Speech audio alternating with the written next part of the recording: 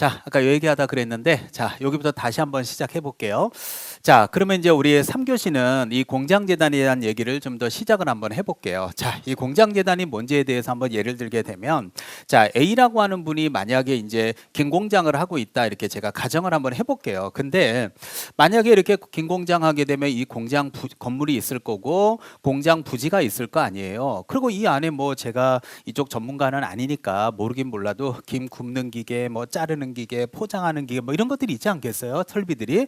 그래서 뭐 이렇게 삼각표, 마름모, 동그라미, 네모 뭐 이런 것들이 있을 거라고 저는 생각해요. 자, 근데 이 긴 공장을 하다가 만약에 이제 최근에 우리 코로나 왔잖아요. 그러면서 이제 이 부분 때문에 뭐 사업 매출이 좀 떨어지면서 10억의 어음을 메꿔야 되는데, 중요한 건 이게 어렵게 된 결정적인 이유가 이 자동화된 설비, 포장 설비를 만드는데 설치하는 데 한 20억 정도 들어간 거예요. 그래갖고 이제 좀 많이 팔아보려고 했는데 코로나가 와가지고 매출이 급감하면서 이만저만 지금 10억을 못 메꾸면 회사 이거 부도나게 생긴 상황이라고 가정을 할게요. 근데 문제는 요 건물하고 부지하고의 부동산의 가격이 10억이라고 가정을 하고, 뭐 이것들은 그냥 빼고요. 뭐 설비 요것들을 해서 한 20억이라고 가정을 할게요. 그러면 이 과정에서 만약에 대출을 받으러, 은행에 대출을 받으러 만약에 갔다고 한다라면 이 건물하고 부지만 10억인데 10억 가지고 10억 대출 받을 수 있을까요? 못 받을까요? 못 받겠죠. 그러면 제일 좋은 건 이 중에 제일 비싼 게 이거 아니에요? 설비들. 그럼 이 설비를 싹 팔아버려. 그럼 팔아버리게 되면 김을 어떻게 포장해요? 뭐 비닐봉투에 뭐 묶어갖고 팔 수 있는 건 아니잖아요. 그리고 만약에 뭐 부동산을 처분해서 이걸 메꿔, 그러면 도대체 이 기계들은 어디서 돌려요? 지금 이걸 길바닥에서. 그러니까 이거 미칠 노릇이야. 그래서 결국은 이 공장 및 광업재단 저당법을, 나중에 여기는 기초서라서 짧아서 그런데 기본서를 쫙 편안하게 한번 읽어보면 이 공장 및 광업재단 무슨 법이라고요? 저당 잡히기 위해서 만드는 이 법은요, 사업자금의 융통 원활을 위해서 만든 법이거든요. 그럼 결국은 무슨 말이냐? 자, 아까 제가 재단이라고 하는 게 뭐냐면 1단의 기업 재산이에요, 아니에요? 1단의 기업 재산이죠. 이걸로 등기를 하는 게 재단 등기죠. 그 말은 무슨 말이냐? 부동산만 가지고는 10억의 대출을 받을 수 없으니까 이거를 퉁 쳐가지고 이 전체를 1단의 기업 재산으로 등기를 해버리게 되면 이게 무슨 등기요? 재단 등기가 되는 순간, 자, 부동산의 가치가 10억이에요, 30억이에요? 30억이 되는 거예요. 그러면 자산 가치가 증가하죠. 그러면 이제 30억이 되는 순간 10억 정도는 대출 받을 수 있을 거 아니에요. 그래서 이게 바로 공장 및 광업재단 저당법이고, 이렇게 은행 가서 대출을 받게 되면 아까도 제가 1교시 때부터 계속 얘기하는 금전 소비대체 가격에 부수해서 저당권이 설정되는 거예요, 아니에요? 설정되는 거 맞죠? 그러면 저당권은 중개의 대상이에요, 아니에요? 대상이죠? 그러니까 결국은 중개 대상에 포함된다, 이렇게 포함되는 거거든요. 그래서 논리적으로 오늘 이 저당권이 된다라고 하는 내용은 오늘 기초 강의 처음에 정말 많이 강조됐던 부분이고, 그렇게 판단하시면 돼요. 그래서 여기 보시게 되면 소유권과 저당권의 목적이 된다라는 게 등기부가 있기 때문에 가능한 거고요. 이 공장을 광업으로 바꾸게 되면 이건 무슨 재단이 되죠? 광업재단이 되는 거니까. 근데 요거 우리 뭐 기초 강의 때 제가 정말 중요하면은 막 열심히 하겠는데, 이 공장재단하고 지금 나오는 광업재단은 5년 안에 시험에 나온 적이 없어요. 그래서 개념 정도만 기초 강의 때는 알아두세요. 물론 뭐 올해 36회 때 디테일하게 나올 수 있는 거 아니냐. 그렇다면 이제 앞으로 제가 뭐 심화 관련된 내용 갔을 때 좀 더 디테일하게 건드리도록 하겠습니다. 자, 요 정도 선에서 기초 강의는 참고하시면 될 것 같습니다. 자, 그럼 오늘 이제 저하고 2장 공인중개사 시험제도. 자, 여기도 한 문제가 나오는데 이 파트에서 제일 잘 나오는 게 뭔지 아세요? 정책심의위원회라는 데가 있거든요. 그래서 그 유튜브에 올해 제가 35회 시험 끝나고 나서 기출문제 해설 강의 찍어놨는데요. 거기에 이제 제가 만든 그림한 기법 어디 나왔는지도 다 해놨으니까 이따 집에 가실 때 한번 핸드폰으로 한번 검색해 보세요. 여기부터 이제 그림 그리는 게 나오는데, 오늘 제가 암기하는 게 어떤 건지 제가 한번 맛배기로 한번 보여드리는 것도 어떨까? 자, 들어가서 시작하시죠. 자, 공인중개사 시험제도입니다. 한 문제 나옵니다. 자, 시작합니다. 자, 지금 여기 나오는 대로, 자, 공인중개사 시험을 시행할 수 있는 기관은 원칙적인 시험 시행 기관은 시도지사가 되고, 예외적으로 시행할 수 있는 기관은 국토교통부 장관이 되는데요. 자, 요게 공인중개사 24회 2013년도부터 출제를 하기 시작하더라고요. 10년 전부터. 어떻게 문제를 출제하냐면 여러분들 상식선에서 얘기해 보세요. 국토교통부 장관이 더 윗급이에요? 시도지사가 더 윗급이에요? 국장이 윗급이죠. 그러면 우리가 사회생활을 해보면 위에 사람이 못하면 아랫 사람을 시키나요? 아랫 사람이 못하면 윗 사람을 시키나요? 예? 위에 사람이 못하면 아랫 사람 시키죠. 이해돼요? 부장님이 퇴근하면서 야, 김 과장, 아, 예, 부장님, 야, 미안한데 이거 내가 오늘 다 해야 돼. 네가 좀 이거 하고 퇴근해라. 시키지. 과장님이 퇴근하면서 야, 김 부장, 네가 하고 퇴근해라. 이러진 않잖아요. 그러니까 우리는 그런 개념으로 살아오고 있는데 오히려 지금 이 내용을 보면 시도지사가 못하면 오히려 국장이 시행하잖아요. 그래서 시험 문제는 어떻게 되냐면 원칙적인 시험 시행 기관의 장은 국장이며 예외적으로 시도지사가 시행할 수 있다 그러면 틀리잖아요. 그게 이제 10년 전에 기출문제가 나오면서 올해 35회 시험 때도 또 나왔습니다. 어떤 식으로 문제가 나왔냐면 자, 요거 나왔어요. 요거. 자, 한번 얘기해 보세요. 국장은 원칙이요, 예외요? 예외죠. 그러면 시도지사가 시험을 시행할 때 시험위원회 의결을 미리 거쳐야 될까요? 국토교통부 장관이 시행할 때 의결을 미리 거쳐야 될까요? 시도지사는 원칙이에요, 예외예요? 원칙인데 무슨 의결을 거쳐? 그냥 하면 되지. 하지만 예외적으로 국토교통부 장관이 시행을 할 때는 위원회 의결을 거치게 되거든요. 이게 정답이었어요. 1번 문제 정답 5번. 그래서 국토교통부 장관이 시험을 시행하고자 할 때는 미리 정책심의원회 사전 의결을 거쳐야 된다. 그게 맞는 지문으로 정답 5번 줬기 때문에 그 말이 맞게 보이려면 국장이 예외라는 게 이해가 돼야 되거든요. 그래서 저는 뭐 짧은 시간 안에 여러분들을 좀 합격시켜 드리고 싶어서 이 기초 강의지만 좀 진지하게 강의한다면 여기에 동그라미를 이렇게 쳐서 여러분들 머릿속에 넣어드리고 싶어요. 그래서 애우는 방법이지만 애우는 팁을 드리면 시험 시행 기관 장할 때 시자 나오죠. 따라서 애우는 팁입니다. 시험은 누가 원칙이에요?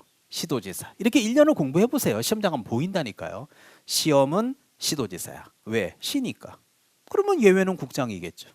그래서 이런 식으로. 자, 그리고 미리 뭐 뒤에서 또 왔다 갔다 하지 말고 미리 다 얘기합시다. 제가 잠시 후에 시험 시행 기관의 장이 누가 됩니까? 이렇게 질문을 할 거예요. 잠시 후에. 그러면 여러분들은 어떻게 답을 하시면 되냐면 시도지사요 라고 대답하시면 국토교통부 장관님이 서운할 수도 있잖아요. 나도 될 수 있는데 또 국토교통부 장관이요 얘기하면 시도지사님이 오히려 제가 원칙 아니에요? 서운해할 수 있잖아요. 그래서 잠시 후에 제가 시험 시행 기관장이 누가 돼요? 그러면 시도지사와 국장 둘 다 된다고 꼭 좀 얘기해 주세요. 10분 있다가 질문 드릴게요. 알겠죠? 예, 자, 다시 시험 시행 기관장이 누가 된다고요? 예, 시도와 국장 둘 다. 그냥 둘 다 그러셔도 돼요. 그래서 잠시 후에 원칙과 예외가 있다라는 거 잊지 마시고 이 부분이 이제 잠시 후에 문제에 나오는 부분에 많이들 혼동해 하시더라고요. 자, 일단 알고 계십시오. 자, 넘어갈게요. 자, 그리고 응시 자격은 미성년자도 가능하기 때문에 이거는 제한 없습니다. 그래서 오늘 제가 이런 얘기 많이 했잖아요. 우리 강남에 좀 젊은 친구분들이 많이 오셔서 뭐 21, 22인 분들 많아요. 심지어는 저 여기 보면 고등학생들도 가끔 와요. 교복 입고. 예, 그런 분들도 가끔 봤거든요. 근데 미성년자도 시험 볼 수 있어요. 그래서 올해 자격증 딸 수는 있는데 중요한 거는 자격증을 딸 수는 있다 하더라도 이 미성년자는 중개업에 종사는 못합니다. 왜 못하느냐라고 물어보면 예를 들어서 여러분들 아들이 중학교 2학년이에요. 근데 얘가 IQ가 180이야. 매일 전교 1등이야. 근데 엄마가 막 공인중개사 공부하는데 너무 힘들어하니까 아들 녀석이 엄마 내가 엄마 대신 시험 봐줄까 그러는 거예요. 야, 씨 공부나 해. 네가 뭘 이게 얼마나 어려운 시험인데 엄마 기다려봐 내가 한번 해볼게. 아, 이 미친놈이 한 석 달 하더니 따버렸어 자격증을. 예, 그러니 뭐라는 줄 알아요? 엄마 나 중3이 되면 있잖아. 중3학년 중학교 3학년이 되면 나 사무실을 오픈할게. 네, 그래서 만약에 교복 입고 앉아 있다고 생각해봐요. 고객이 딱 들어왔는데 교복 입고 앉아 있어. 그럼 아까도 이런 얘기 했지만 300억짜리 나의 건물을 팔아달라 그러겠어요. 엄마는 어디 갔냐 그래. 부모님은 어디 갔냐 그럴 거 아니에요. 그러니까 이게 자격증을 딸 수 있는 거하고 시험 중개업에 종사하는 거는 달라요. 그래서 다음 주에 이제 제가 미리 힌트를 드리는 건데 다음 주 수업을 들으러 오시면 공인중개사법 제10조의 결격사유 12가지를 제가 하나하나씩 분석해서 말씀드릴 거거든요. 근데 이 결격 사유가 뭐냐면은 중기업에 종사할 수 있는 종사 요건이며 등록 요건임을 강조해요. 그래서 이 12가지에 하나라도 해당되잖아요. 그러면 이 중개업계에 발 못 디뎌요. 근데 중요한 거는 이 시험 제도하고는 구분하셔야 돼요. 이거는 시험을 볼 수 있냐 없냐 얘기고요. 이거는 중개업에 종사할 수 있냐 없냐 얘기거든요. 그래서 16살짜리 중학교 2학년, 3학년 친구도 결론 자격증은 딸 수 있어요. 하지만 중개업에 종사는 못해요. 언제 종사할 수 있을 것 같아요?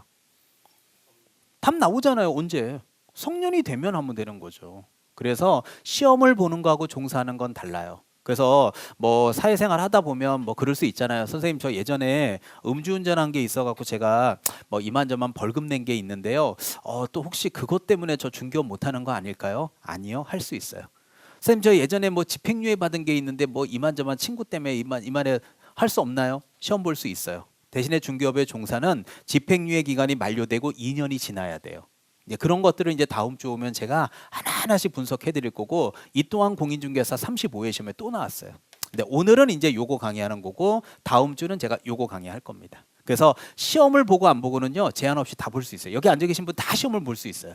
대신에 못 보는 사람이 둘이 있는데요. 첫 번째가 자격 취소. 그래서 공인중개사 자격증 따가지고 뭐 한 달에 뭐 100만 원, 아까 150만 원 비고 걸려줬다가 걸렸다. 그러면 3년 동안 시험 못 봐요. 또 하나가 이건 다 알고 있죠. 부, 정, 행, 위, 자. 뭐 여담 한번 할까요? 몇 글자예요? 그렇죠. 그러니까 5년간 시험 못 보는 거죠. 5글자니까. 근데 뭐 부정행위가 뭐냐 이런 거는 얘기 안 할게요. 뭐 시험장 가서 남의 거 보고 컨닝 했겠죠. 자, 하나도 안 중요해요.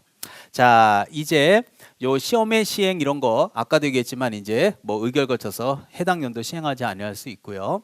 일부 면제. 그래서 1차 시험에 합격했으면 다음 회예요. 다음 1회예요. 다음 회죠. 그러니까 만약에 35회 때 여기 1차 합격자가 혹시 앉아 계신다면 36회 시험만 면제돼요. 선생님, 저 36회 때 부모님이 아프셔갖고 병원 모시고 다녀 시험 못 봤는데요. 그러면 조금 저거 하긴 하지만 37회 때는요, 그냥 1차부터 다시 보셔야 돼요. 그래서 35회 때 1차 합격한 거는 36회 때만 면제되는 거예요. 그래서 시험을 만약에 뭐 여러 가지 이유로 못 보셨다면 37회 때는 처음부터 다시 하셔야 됩니다. 자, 이 얘기 재미난 얘기 하나 해드릴까요? 올해 이런 일이 있었어요. 어떤 일이 있었냐면 35회 때 여러분들 혹시 이런 일이 있을 수 있잖아요. 자, 34회 때부터 할까요? 34회 여러분들 그 시험장에 갔더니 이런 경우가 있어요. 시험장에 가서 1차 시험을 봤어요. 자, 1차 시험을 딱 보고 민법하고 개론을 이제 시험을 봤을 거 아니에요. 그래서 민법 문제를 딱 푸는데 미치겠는 거야. 1번부터 5번까지 문제를 푸는데 답이 다 2개씩 보여. 미치겠는 거야. 안 되겠어. 그래서 개론으로 갔더니 1번부터 5번까지 답을 하나도 안 배운 것만 나온 것 같고 미치겠는 거야. 다시 민법으로 갔어. 벌써 불안하지 않아요? 예. 그래갖고 막 6번부터 푸는데 막 미치겠어. 막 학교론 막 계산 문제는 지금 풀어야 되겠고 막 미치겠고 왔다 갔다 한 거야. 그래서 시험 끝나고 화장실 가서 나 2차는 됐어. 나 어차피 1차에서 떨어진 것 같아. 해갖고 그냥 시험지 찢어버리고 그냥 집에 간 거예요. 이해되죠, 제 말? 그러고서 이제 한동안 공인중개사 공부를 다시 하나 봐라 들어서 나 안 한다 그런 거야. 그러다가 또 이제 몇 달 지나니까 해가 바뀌어서 35회 시험에 응시하게 된 거예요. 그래서 시험에 응시하게 돼서 1차, 2차 이렇게 시험 봤을 수 있죠. 안 한다 그러다 또 하게 돼. 근데 1차가 떨어지고 2차가 합격한 거야. 시험을 내가 채점을 해보니까. 근데 불행한 거는 뭔 줄 알아요? 그럼 이 사람은 합격이에요, 불합격이에요? 불합격이지. 근데 중요한 건 나중에 알고 보니까 34회 때 여기에 시험지 찢어버리고 확인도 안 했는데 1차가 합격했던 거야. 근데 여기서 2차는 합격했는데 이게 1차가 불합격이 된 거야. 그럼 이 사람은 이거 어떻게 자격증 받을 수 있을까요, 없을까요, 이거? 이런 불상사가 생긴다니까요. 그러니까 이거 1차 합격했으면 1차 접수 안 하고 2차만 시험 봤으면 합격이잖아. 근데 이거 다시는 쳐다보기 싫었던 거야, 그 당시에. 얘기하지 마. 나 그때 막 스트레스 받는다. 시험 30회 얘기도 하지 마. 올해 나 새로운 마음으로 다시 처음부터 할 거야. 근데 떨어진 거야. 근데 이건 합격하고. 근데 나중에 알고 보니까 여기 합격한 거야. 이거 자격증 못 받아요. 그래서 본인이 1차 합격했고 안 했고는 본인이 확인했어야 되는 거야. 근데 이제 문제는 이제 이분이 학원에다가 막 컴플레인을 제기하는 거죠. 왜? 학원에서 이제 여기에 35회 시험을 원서 접수를 이제 학원에서 대신해 줄 수 있잖아요. 그럼 접수해서 이제 학원이 도와줬는데 학원에다가 그러면 왜 당신들 내가 1차 붙은 거 확인을 안 했냐고. 왜 당신들 1차 다 접수를 해줘 갖고 나 이거 1차 붙었는데 당신들 확인도 안 하고 접수해 줬냐고 학원 상대로 소송하겠다 막 이런 경우도 생기고 그래요. 근데 이게 개인적으로 본인이 확인해야 돼, 안 해야 돼요? 해야지. 근데 이렇게 불상사가 생기는 경우도 있거든요. 그래서 혹시 여기 1차, 2차 시험 보신 분 계시면 뭐 혹시라도 모르니까 본인이 붙었는지 떨어졌는지는 반드시 확인하고 36회 때 응시하셔야 돼요. 자, 그래서 1차 시험을 봤다는 얘기는 무슨 뜻이에요? 야, 필요 없어 이거. 나 필요 없고 나 다시 할게. 근데 왜 떨어졌어? 이런 불상사도 있어요. 아, 진짜 별 경우의 수가 다 생기더라고요. 그럼 본인이 확인했어야지. 그걸 학원에다 원망하면 어떡해요? 본인 공부인데. 자, 그래서 다음에만 면제되니까 이제 어쩔 수 없이 36회 때, 7회 때는 처음부터 다시 해야 되는 불상사 생기는 경우도 있었습니다. 자, 이겁니다. 자, 이게 우리 공인중개사 요번에도 35회 시험에 또 나왔어요. 여기 뭐 제가 뭐 마지막에도 아까도 얘기했지만 백선이나 동영에서는 제 이름 걸고 마지막에 문제 뽑는다 그랬잖아요. 근데 마지막에 제가 이 정책심의위원회는 올해 반드시 나온다고 예상했는데 예상 적중. 자, 믿으세요. 뭐 제가 막 거짓말하는 스타일은 아니거든요. 자, 제가 오늘 공인중개사법은 이해 과목이 아니라 암기 과목이라고 얘기했던 거를 내가 절실하게 한번 보여드리겠습니다. 자, 지금부터 저한테 좀 집중 좀 한번 해보십시오. 자, 여기 옆에 제가 쉬는 시간마다 오르락 내리락 하잖아요. 3층과 2층. 그 왔다 갔다 하면 여기 편입 공부하는 친구들 다 뭐 20대 뭐 그 친구들 보이는데 그 연령이면 괜찮지만 여기 분명히 50대, 60대, 70대도 계실 수 있단 말이에요. 자, 제가 하는 얘기 들어보십시오. 정책심의위원회 공인중개사의 업무에 관한 다음의 내용을 심의하기 위해서 국토교통부에 자, 국토교통부 요것도 올해 시험에 나왔고 정책심의위원회를 둔다 해요, 둘 수 있다요. 둘 수 있다. 그래, 뭐 그런 거 좋아. 그러면 어떤 내용을 심의하는데 할 때, 자, 불안해하지 마시고 여기 딱 보는 순간 심의 사항이 몇 가지예요? 네 가지. 자, 저 좀 잠깐 보세요. 자, 뭐 혼자 볼 시간 집에 가면 수두룩해요. 앞으로 내년 10월까지 외우면 돼. 자, 그러면 첫 번째 심의 사항의 첫 번째가 공인중개사 시험 등 뭐의 취득이요? 자격 취득과 관련된 사항. 두 번째가 중개업의 뭐요? 육성이죠. 세 번째가 뭐예요? 중개보수의 변경. 네 번째가 뭐예요? 손해배상 책임 보장 써 있죠. 자, 잠깐 집중해 봐요. 그러면 여기 제가 네 가지 읽어준 거 중에서 이해 안 되는 거 있으면 얘기해 봐요. 나는 못 알아먹겠다. 나는 육성이란 말을 못 알아먹겠다. 나는 변경이란 말을 못 알아먹겠다. 나는 자격 취득이라는 말을 못 알아먹겠다 하는 거 있으면 얘기해 봐요. 설명해 줄게요. 아니, 없으면 없다 그래요. 빤히 보지 말고. 없죠.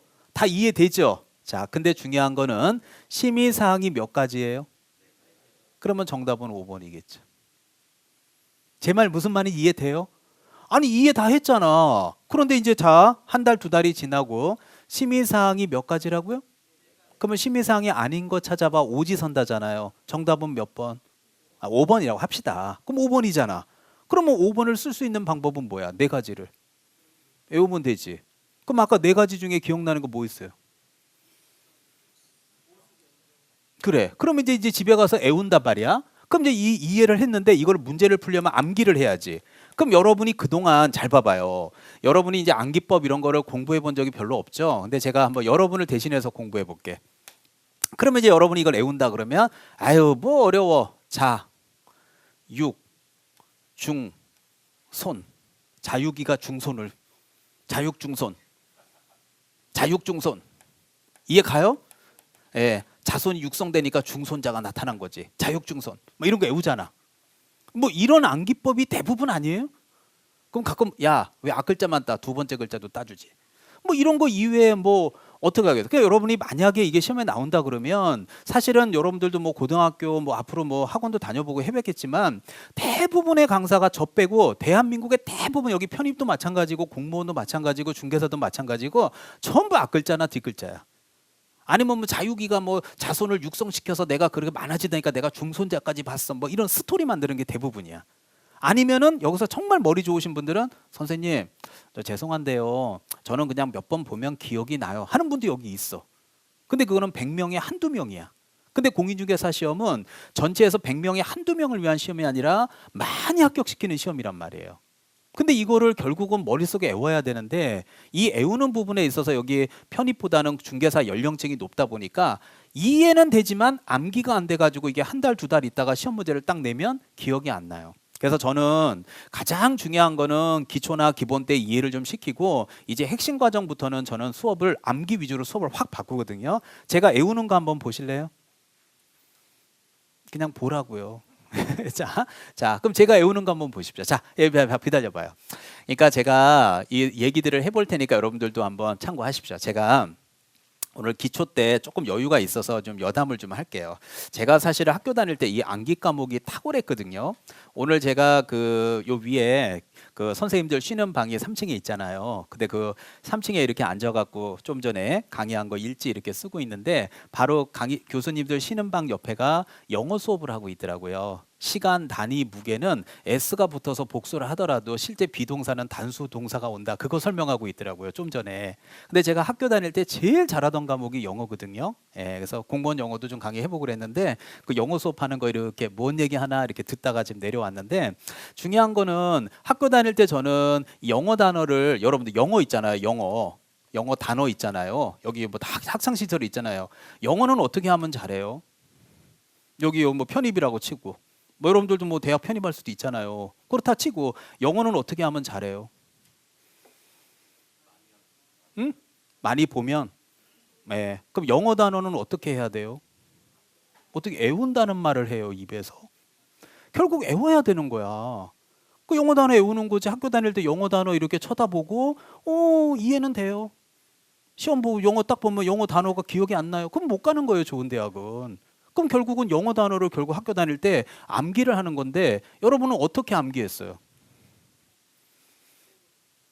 써. 계속 써. 예, 언제까지? 외워지는 그날까지? 예. 그럼 뭐 한계가 있잖아.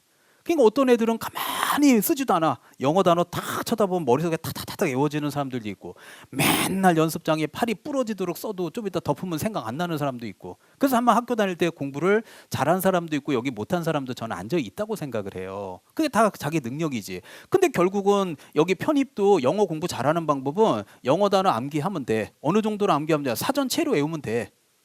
그럼 어휘력이 엄청 뛰어날 거 아니야. 그럼 어떻게라도 편입 시험 잘 보겠죠. 뭐 어휘력이 빵빵한데 뭐. 그러니까 결국은 외우는 거거든.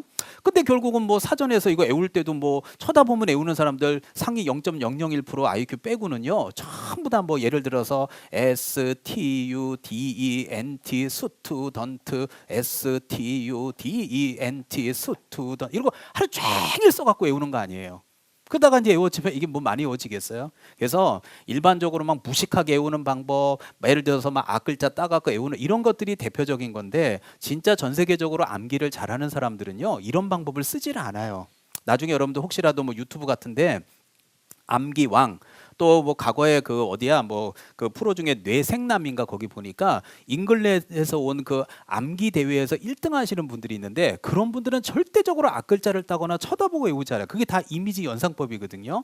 근데 그 이미지 연상법이 뭔지 저는 중학교 때 그런 일이 있었거든요. 제가 하루는 학교를 딱 끝나고 왔는데 여기 이제 신문지 이렇게 전단에 여기 이제 그 전단지 신문지에 찌라시라 그러죠. 여기에 보니까 뭐 그 당시에 뭐 기억나게 주남 기억법 이런 게 있더라고요. 그래갖고 이 전단지를 보고서 제가 테이프를 샀어요. 그래갖고 이거를 뭐 집에서 혼자서 이게 읽어보는데 아유 뭐 이거 무슨 말인지 하나도 모르겠는 거야. 그래갖고 종로 1가하고 2가 사이에 거기에 YMCA인가 뭐 거기에 공개 설명회를 한대요. 그래갖고 이제 이 책을 사가지고 또 가서 설명을 들었더니 이게 칠판이잖아요. 자 봐봐요. 칠판 위에다가 제가 사과를 올려놓을게요. 자 여기 뭐가 올려져 있어요? 자 그리고 여기 칠판에 여기 놓는 데다가 분필 지우개 놓는 데다가 볼펜을 하나 올려놓을게요. 뭐가 올려져 있어요? 그리고요 칠판 요 밑에다가 공책을 한 권 놓을게요. 이해 가죠? 그럼 맨 위에 뭐 있죠? 사과. 여기는 볼펜. 요 밑에는 그래. 그러면 여러분이 뭐 특별하게 외운 거 없잖아. 자, 두 번째 뭐예요? 맨 마지막은 봐. 이미지로 외운 거지. 이걸 이렇게 외우는데 여러분이 만약에 이런 방법이 없으면 사볼공, 사볼공, 사볼공, 사볼공 이렇게 외웠을 거 아니야. 근데 이미지 연상법은 그게 아니라 자기가 그림을 그려서 거기에다가 이미지를 넣어서 1초 만에 인풋했다가 아웃풋을 해낸다 이런 얘기인데 공개 설명회를 듣는데 야 무슨 세상에 이런 사기꾼 같은 게 다 있지? 아니 이게 무슨 암기법이야. 야, 이 웃기는 놈들이네. 이거 괜히 테이프 돈 주고 샀네. 이 생각밖에 안 들었어요. 근데 너무 비싸게 사가지고 집에 와가지고 혼자서 이 책을 들고 혼자 앉아가지고 깜깜한 새벽에 공부할 때 책상에 앉아서 마당을 쳐다보면서 혼자 이 책 갖고 독학을 했거든요, 제가.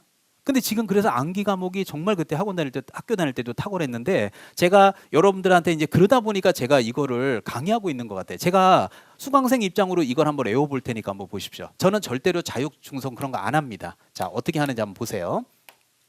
자, 드디어 여러분이 에잇인데 올해 10월 마지막 주 내년이지만 토요일 날 자, 드디어 시험을 봤습니다. 자, 자격증 딸 거예요, 안 딸 거예요? 딸 거죠. 자, 드디어 이제 12월에 자, 이 봐봐요. 이게 자격증 받아왔어요. 이게 여러분들 공인중개사 자격증이야. 자, 뭐라고요? 자격증이죠. 자, 그럼 봐봐. 자격증 받았어요, 안 받았어요? 시험 붙어서 받았다고요. 그럼 이 자격증을 딱 받아보는 순간 집에 가져가면 무슨 생각이 들어요? 드디어 내가 뭘 했구나. 내가 드디어 뭘 했구나. 자격증을 취득했구나. 야, 진짜 이 자격증을 따려고 내가 진짜 1년 동안 정말 고생 많이 했는데 얼마나 기쁘겠어요. 그쵸? 운전면허증 딴 거에 10배는 기쁠걸요? 정말 날아갈 거예요. 운전면허증 딸 때도 얼마나 좋았어요. 그러니까 날아가겠죠. 그럼 어떻게 여기 부모님들 많이 계시니까 어떻게 아들 딸한테 카톡 보내요, 안 보내요? 아니 보낸다고 좀 해줘요. 보내요, 안 보내요? 보내서 뭐라 그래요? 야, 엄마 오늘 자격증 받아왔어. 카톡 사진, 인증 사진 보내면서 야, 니네들 오늘 일찍 들어와. 엄마가 맛있는 거 해놓을게. 진짜 엄마 오늘 자격증 너무 기쁜 날이야. 그러지 않겠어요? 그래서 이제 애들한테 큰 소리 쳤으니까 이제 홈플러스에 가서 고기를 좀 샀어. 애들 저녁에 맛있는 거 해주려고. 뭘 샀다고요? 고기. 자, 육고기예요, 생선이에요? 예, 육고기, 소고기, 돼지고기 샀어요. 육이 뭐예요? 육성이겠지. 이해되죠? 전 고기를 샀어요. 그래서 이제 저녁에 애들 맛있게 해주려고 카톡에 니네들 오늘 퇴근하고 빨리 와 이렇게 카톡 보내놨어요. 그래서 이제 애들 올 때쯤 돼갖고 이제 막 고기도 이렇게 막 썰고 막 이렇게 볶고 요리하고 있는데 요리하는 과정에서 아니 이 고기가 막 상태가 그렇게 썩 좋진 않아요. 그래서 이게 이제 홈플러스에 가서 샀는데 돈 주고 산 거예요, 아니에요? 아유 돈 주고 사지면 홈플러스 훔치진 않잖아요. 힘들어요? 나도 그렇게 생각했어. 저런 사기꾼이 다 있네. 저게 무슨 암기법이야. 이렇게 생각했거든요. 여러분들도 지금 그런 느낌이야. 자, 돈 주고 샀어요, 안 샀어요? 홈플러스에 돈 주고 샀다니까 이마트에 가서. 근데 이게 고기가 막 물이 질질 흐르면서 이게 상한 것 같기도 하고 좀 그래. 그래서 이게 상태가 약간 변질된 느낌이 드는 거예요. 그러면 우리는 매도인 매수인을 도와주고 나서 가운데서 다리 역할하고서 돈 주세요라고 얘기해요. 중개 보수 주세요 그래요. 중개 보수가 돈이지 뭐. 그런데 변질이 뭐예요? 변경이죠. 그래서 요 말을 이미지로 연상해 보면 돈이 변질된 거죠. 그게 뭐예요? 중개 보수의 뭐예요? 변경이죠. 그럼 어떻게 애들 저녁에 퇴근하고 왔어요. 어떻게 먹고 배탈 나야 돼요. 가서 빨리 바꿔달라고 하거나 환불을 해달라 그래요. 그래서 홈플러스에 쫓아가서 손해배상을 요구했어요. 이거 애들 먹었으면 어떡할 뻔했습니까? 환불해 주시든지 아니면 교환해 주시든지. 이거 어떻게 먹으란 얘기입니까? 이게 무슨 얘기를 하는 거예요? 그래. 여러분은 지금 아무것도 한 게 없지만 자, 제가 이제 봐요. 가만히 계세요, 그냥. 자, 그냥 빈 화면 보시고요. 자, 뭐 받아왔어요?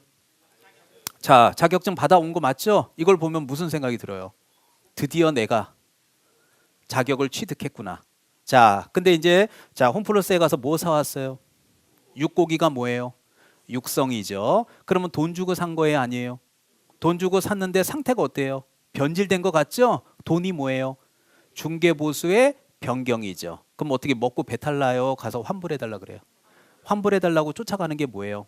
손해배상. 자, 그럼 1번부터 외워보자. 1번 자격취득, 2번 고기, 육성. 돈 주고 산 거 변질은 중개보수의 변경. 아저씨 쫓아가면 손해배상. 다 외웠잖아.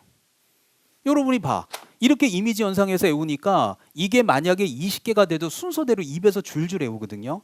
그러니까 이런 방법이 있기 때문에 자육, 중손, 자육 이거 못 쫓아가요. 이거. 그래서 저도 처음에는 야 무슨 이런 사기꾼 같은 암기법이 있나 이렇게 생각을 했는데 나중에 지나고 나서 보니까 아, 이게 정말 그래서 실제로 그 라스베가스 같은 데서 이 도박사들 있잖아요. 진짜 잘하는 그런 사람들은 만약에 남이 낸패 뭐 스페이드 3을 냈다고 그 자리에서 패 딱 보고서 스페이드 3이 스삼이 스삼이 스삼이 크로바 7 크칠이 크칠이 스삼이 크칠이 크삼이 크칠이 스삼이 크칠이 이러고 애워가지고 상대방 거 표 크삼이 스칠이 이러고 애우고 있지 않아요. 이미지를 딱 연상해서 낸 표를 머릿속에다 다 입력시켜요. 그리고 나서 상대방의 패 내가 갖고 있는 패 확률적으로 해서 이기기 때문에 못 이겨요, 그런 사람들을. 그래서 암기를 잘하는 사람은 절대로 앞글자를 따진 않아요. 저도 가끔은 따요, 재밌으라고. 그러나 앞글자를 따는 게 유일한 암기법은 아니에요. 자, 그럼 이제 여러분이 제 수업을 들었죠. 앞으로 3월부터는 이런 수업이 기다리고 있어요. 그래서 이런 거 그림만 그려놓은 그림 암기법 책이 아마 2월, 3월 정도에 나올 겁니다. 올해도 정말 많이 도움받았고요. 자, 그렇다면 여기 보시면서 한번 얘기해 봅시다. 공인중개사 자격증 딱 보면 뭐가 보여요? 자격치드. 애들한테 일찍 오라 그랬죠. 뭐 샀어요? 육고기 육성이잖아요. 돈 주고 산 게 변질된 게 뭐예요? 중개보수의 변경이죠. 아저씨 이거 어떻게 이런 걸 파시면 어떻게 돼요? 손해배상에 대해서 얘기 중이죠. 어때요? 한결 자유로워졌죠. 그러니까 이렇게 암기를 잘하는 사람은 5번이 나오면요 그냥 10초 안에 손을 흔들어요. 그래 뭐 떨어질 수가 있나? 그러니까 이게 잘할 수밖에 없어요. 그래서 제가 우리 학원가에서는 유일하게 이렇게 암기법 공부한 사람은 저밖에 없거든요. 그래서 여러분한테 암기에 있어서만큼은 앞으로 탁월하게 제가 전달해 드릴 거예요. 여기서 이해 안 되는 글씨는 절대로 없어요. 그래서 암기하는 거 많이 도와드릴 테니까 걱정하지 마십시오. 이번 공인중개사 시험에도 손해배상 책임 보장, 중개보수 변경 35회 시험 여기 시험 보신 분 계시면 1번 문제 가서 보세요. 제가 얘기했던 대로 이 두 지문이 시험에 1번에 나왔나 안 나왔나. 제 수험생들은 다 맞았어요. 그래서 우리 강남 합격자가 되게 많은 거예요. 저도 그렇고 우리 다른 교수님들도 다들 뭐 실력들이 있으신 분이고 저는 특히 이제 암기 부분에 있어서는 많이 도움 드리겠습니다. 자, 그리고 이제 여기 위원회 구성은 위원장 포함해서 7명, 11명이고요. 자, 특히 요거는 좀 요번 달에 외워두세요. 위원장은 누구요? 국장이요, 차관이요. 이건 어차피 나중에 외워도 되는데 뭐 기초 때 그냥 찍어는 놓으세요. 형광펜은. 자, 그리고 공인중개사 최근에 34회 시험에 나왔던 게 요거였어요. 자, 34회 때 나왔던 게 뭐였냐면 이 경우 자, 위원은요. 누가 임명 위촉한다고 돼 있죠? 국장이죠. 요게 공인중개사 34회 시험에 뭐라고 나왔냐면 위원장이 임명 위촉한다 그러면 틀려요. 이게 답이야. 아, 그래서 좀 치사하긴 한데 나온다는 거 얘기해주고 나오는 거니까 어렵진 않아요. 자, 확인해 볼까요? 자, 좀 전에 위원장은 누구예요? 얘기해 주세요. 차관이 되는 거 맞죠? 그러니까 국토교통부 장관과 위원장은 동격이에요, 동격이 아니에요? 동격이 아닌데 시험에 낼 때는 위원은 위원장이 임명위촉한다 그렇게 내면 한 달, 두 달 있다 문제 풀면 그렇지. 뭐 위원이 위원장이 임명위촉하겠지. 뭐가 있겠어? 예, 있어요. 이런 식으로 이제 자꾸 이거를 암기 위주로 시험 문제를 내다 보니까 많은 분들이 어려워합니다. 많이 도와드릴 테니까 걱정하지 마십시오. 자, 그리고 임기는 두 글자니까 임기는 2년이고요. 자, 그 다음에 이제 여기 뭐 재척 기피 뭐 이런 내용들이 있는데 이런 거는 나중에 여러분들 외우셔도 될 것 같아요. 자, 그리고 뭐 여러분하고 그래도 좀 직결되는 내용을 뭐 첫 학기 때 조금 설명한다 그러면 요 1번에 있는 요 내용은 바로 시험의 개략적인 공고입니다. 자, 개략적인 공고. 그래서 요 개략적인 공고라고 하는 거는 뭐냐면 자, 여러분들 알겠지만 이제 2월 말까지 개략적인 거를 공고하는데요. 보통 이제 한 1월 달 정도 되잖아요. 그러면은 우리 학원에서 여러분들 올해 시험 10월 마지막 주 토요일 날 시험 봅니다. 그러니까 이 1년 동안 열심히 공부하시면 되겠습니다. 하고 공고 났다는 얘기 합니다. 그래서 매년 2월 말까지 공고하고요. 자, 이 공고가 나는 순간 선생님, 원서 접수는 언제 하는 거예요? 응시수수료는 얼마인데요? 이런 게 궁금할 수 있잖아요. 그래서 이런 것들을 우리가 구체적 공고라고 합니다. 그래서 구체적 공고와 관련된 부분은 시험 시행일 며칠 전까지 90일 전까지 60일 전 아닙니다. 뭐 가뭄에 콩나시 가끔 한 번씩 물어볼 때가 있는데 그래서 보통 한 7월 달 8월 달 정도 되면요. 학원에서 자, 요번에 원서 접수는 8월 며칠부터 며칠까지고요. 응시 수수료는 28,000원이고요. 학원에서 올해는 대리 접수를 해 드릴게요. 아니면 직접 가서 하셔야 됩니다. 이런 얘기들을 학원에서 다 얘기해 줘요. 그래서 이런 것들 미리 알고 계시면 좋을 것 같아요. 가끔만 나오는데 뭐 별표 치고 그러지는 않을게요. 자, 그리고 이제 응시수료 반환해 주는 것들 쭉 참고하시고요. 자, 그리고 아까 제가 물어본다고 했던 거 한번 여쭤볼게요. 자, 그래서 이제 드디어 여러분들이 자격증 자, 합격했어. 그럼 합격자 결정 공고 할 거 아니에요. 몇 개월 이내? 1개월 이내 자격증을 교부해 주게 되는데요. 자, 여기서 제가 좀 물어보는 거 얘기해 보면 첫 번째, 아무리 여러분이 만약에 민법 개론 1차 기준으로 뭐 두 과목 평균이 95점이 나와서 전국 수석을 했다 하더라도요. 자격증은 하나밖에 안 줍니다. 이해 가죠? 뭐 평균 90 넘었다고 두 개 주진 않아요. 그래서 하나만 줍니다. 그래서 몇 개월 이내? 1개월. 그리고 자, 요게 제일 많이 틀려요. 제가 여쭤본다고 했으니까 대답해 주셨으면 좋겠습니다. 아까 제가 시험 시행 기관의 장이 누구냐라고 좀 이따가 여쭤본다고 했던 거 기억나죠? 10분 있다가. 예, 그거 대답해 주실 수 있을 것 같아요. 시험 시행 기관의 장은 누가 되죠? 네, 둘 다. 시도지사나 국장 둘 다 되는 거 맞죠? 그래서 왜 중개사법이 이게 쉬워 보여도 상당히 점수가 안 나오는 과목이 뭐냐면 이게 한두 달 딱 지나고 나서 모의고사를 보면요. 자, 제가 바꿔서 얘기할게요. 여기 보고 얘기하세요. 시험 시행 기관의 장은 합격자 결정 공고로부터 1개월 이내에 자격증을 교부해야 된다. 과연 이 말이 맞냐라고 한번 생각해 보십시오. 그 말은 이 말이 만약에 맞다면 시험 시행 기관의 장은 시도지사만 돼요? 국장도 돼요? 국장도 되죠. 그러니까 여기 국장도 되는데 여기 주어는 누구예요? 그러니까 틀리는 거지. 심지어는 요즘 시험 문제가 왜 이렇게 자꾸 과열되고 어렵다고 자꾸 얘기를 하게 되냐면 자, 이런 게 바로 응용 문제. 아까 우리 기출 문제 응용해서 풀어본다는 얘기 했었잖아요. 자, 제가 응용 기출 한번 얘기해 볼 테니까 보세요. 자, 요거 보고 대답. 그렇다면 국장이 시험을 시행할 수도 있다 없다? 있다고 얘기해 줘요. 국장이 시험을 시행할 수도 있냐고요. 예외적으로 가능하죠.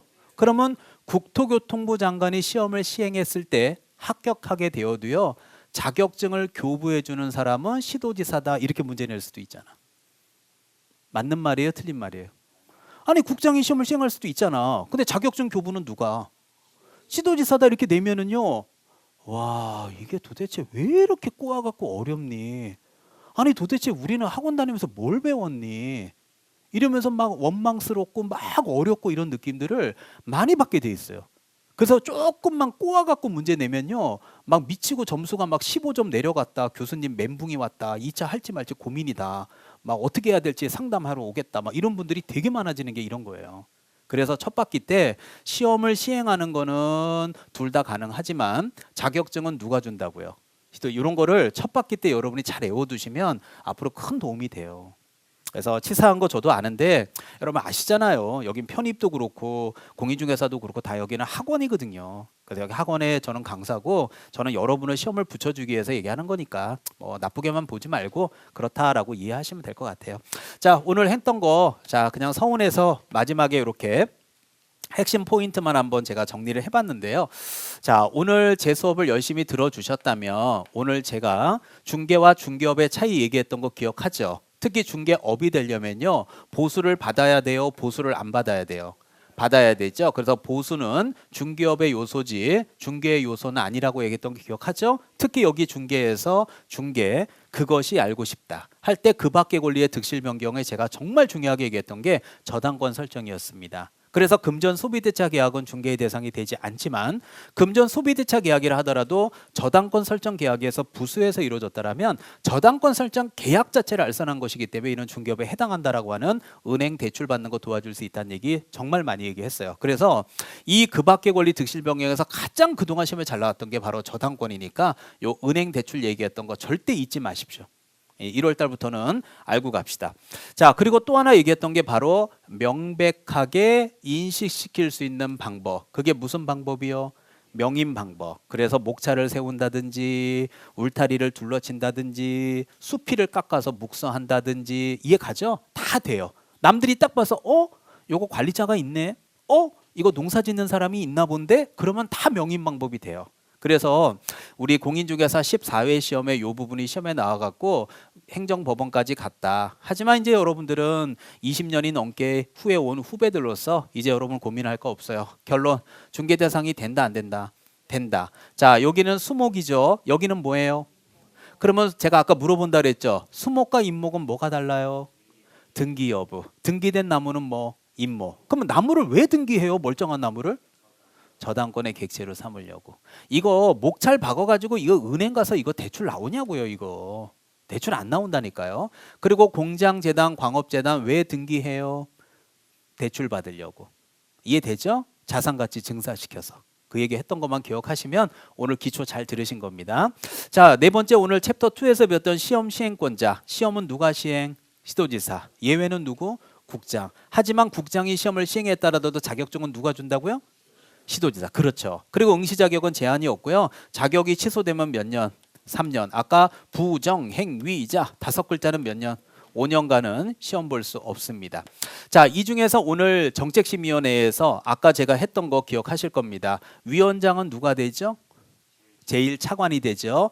위원은 위원장이 임명 위촉해요, 국장이 해요? 국장. 그거 진짜 안 외워져요. 특히 오늘 제가 심의사항에서 암기법 제가 오늘 맛배기로 하나 보여드려요. 기초 강의부터 암기하는 걸 강조드리지는 않는데 오늘 어때요? 이미지 연상법 들어보셨죠? 자, 이거 딱 보면 자, 오늘 드디어 받아왔죠? 자, 뭐예요 이게? 자격 취득. 자, 소고기, 돼지고기, 육성. 돈 주고 산 게 물이 질질 흐르면 중개보수의 변경. 홈플러스에 가서 아저씨 부르면 뭐예요? 손해배상. 뭐 줄줄 외워지잖아. 아무것도 한 게 없어요. 그냥 가만히 보면 막 머릿속에 떠오르지. 자육중선, 자육중선, 자육중선 막 손바닥에다 지하철에서 자육중선 이러고 다니지 않잖아. 진짜 잘 외워져요. 이런 것들을 뭐 지금 4가지밖에 안 되니까 뭐 크게 뭐 그런 느낌 못 느끼겠지만 만약에 우리 거래질서 교란행위라는 게 있어요. 이거 요번 35회 때 나왔는데 이 교란행위가 37개예요. 자, 이제 기본서나 우리 합격서 보면 나오거든요. 저 뒤에도 나오는데 37개 어떻게 외우실래요? 앞글자로? 뭐 역대 뭐 조선 왕 외워요? 어떻게 할 거예요? 37개. 근데 떨어지고 오면 강사들은 뭐라 그래요? 어우, 내 교재에서 다 나왔네. 오, 적중률 98%. 하지만 결국 수험생들은 못 외우거든. 이거 이해시키는 건 하나하나씩 다 설명해 줄 수 있어요. 그러나 결정적으로 도서실에 가서 자기만의 시간을 가지면서 이 37개를 머릿속에 넣어서 시험장까지 끌고 간다는 건 정말 고통스러운 작업이거든요. 제가 많이 도와드릴 테니까 걱정하지 마십시오. 암기에 있어서는 탁월합니다. 자, 믿고 오셔도 될 것 같습니다. 자, 오늘 제가 이 중개사법 전반적인 얘기들을 이렇게 도와드렸는데요. 어떻게 오늘 수업 어떠셨어요? 다음 주도 올 거예요? 오늘 마지막 보는 거예요? 오실 거죠? 예, 그래서 혼자 막 킁킁 매지 마시고 수업 들으세요. 그래서 기초나 기본까지는 하루도 빠지지 마시고 꼭 오셔야 뭔가 이렇게 탄탄해야 이제 앞으로 애우고 문제 푸는데 큰 도움이 될 거라고 저는 생각됩니다. 자, 오늘 수업 여기서 마무리하고요. 다음 주 목요일 날 뵙도록 하겠습니다. 자, 여러분들 수고하셨습니다. 네.